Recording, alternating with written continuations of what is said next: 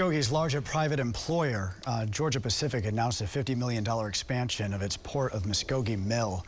News on 6's Grant Stevens tells us what led to the expansion and how it is looking at Muskogee for its future. Grant?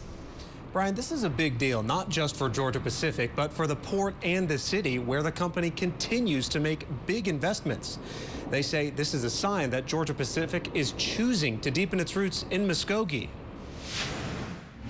More than 700 people work at the massive Georgia Pacific mill at the Port of Muskogee. They have been a mainstay in Muskogee. They've been the largest private employer for a long time. The 640-acre mill makes paper products like napkins and paper towels. Over the next 3 years, Georgia Pacific will add new production lines and new robotics. Deputy Director of the Muskogee Port Authority, Jeff Underwood, says the $50 million investment shows the company's commitment to Muskogee. They have a choice whether to invest in one of their other plants or to be able to reinvest back in Muskogee. And for them to be investing over $50 million into this Muskogee manufacturing plant just really solidifies the jobs they've created. What's great about this area is you really feel like people care about your business. They care about your workforce. Besides easy access to waterways, highways, and rail lines, Georgia Pacific was drawn in by the City of Muskogee Foundation's Strategic Investment Plan, which gives the company up to $500,000 in incentives. It gives them the confidence to pull the trigger and, so to speak, and be able to